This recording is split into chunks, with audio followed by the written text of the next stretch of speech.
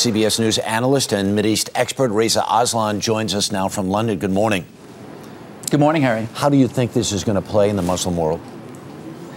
Well, look, this speech, as Chip said, was billed as a truth-telling moment, and it certainly was. I mean, there was the usual platitudes that we expected with regard to mutual respect, the things that Obama has said before, but there was also some very frank talk about issues about the Israeli-Palestinian conflict, the wars in Iraq and Afghanistan, women's rights, democracy, and especially, again, when it comes to the Arab-Israeli conflict, there were some words that Obama used that had never been used before by any American president, including the word occupation and the word Palestine. I think this is going to be really remarkable, the way that the Muslim world reacts. It was very interesting to watch this president in action. It was he was not only presidential, he was also professorial.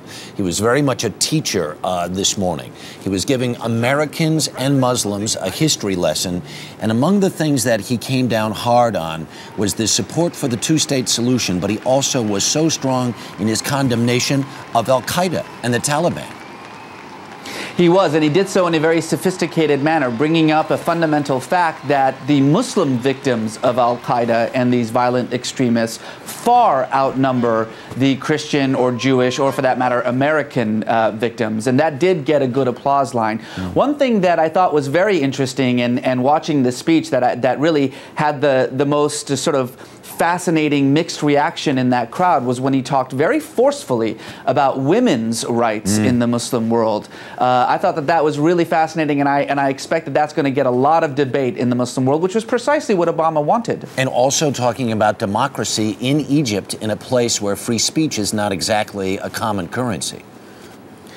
Yes, I have to say that if there was a weakness in this speech, it was probably the democracy talk. This was something that Egyptians especially wanted to hear some more from the Obama administration, particularly in what the United States was willing to do to actively promote democracy. Perhaps he was a bit hamstrung by the fact that he was in Egypt as a guest of Hosni Mubarak, who certainly is one of the most dictatorial leaders of that region. But at the very least, he made a recommitment of the United States to pursue political development, and more importantly, he talked about economic development as the key to socio-political development, and I think that is something that the Muslim world is going to appreciate. Reza Aslan, thank you very much for your expertise this morning. Do appreciate it.